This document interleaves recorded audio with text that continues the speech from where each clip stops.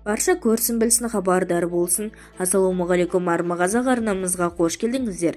Әлемде және де Қазақстанда болып жатқан ең үздік жаңалықтарды ең біріншілерден болып білгіңіз келсе, арнадағы подписация және де лайк түймесін басыңыз.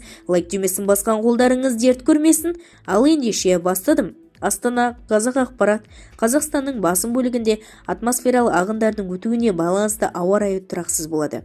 Кей жерлерде қар түсіп, жел күшейіп, боран соғып, жер көктайғақтанып, тұман түсу ықтимал деп хабарлайды қазгидрометеоромк.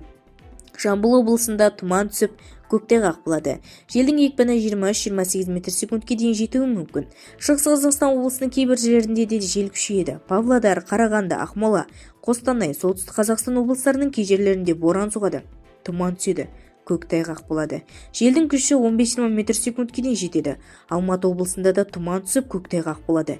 Жел күшейеді. Оңтүстік Қазақстан, Атырау, Ақтөбе, Қызылорда, Маңғыстау облыстарында 15-22 метр секундке дейін жел күшейеді. Тұман түсіп, көктайғақ болады. Батыс Қазақстан облысының жекеленген аудандарында тұман түседі.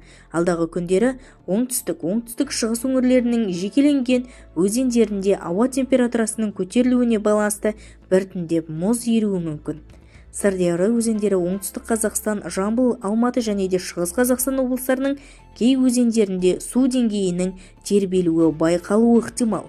Бізді тамашалауды жалғастырыңыздар және де осыған ұқсас өзге ақпараттар сіз үшін қызықты болса, арнадағы подписация және де лайк түймесін басыңыз, достарыңызға үлесіп сау саламатта болыңыз.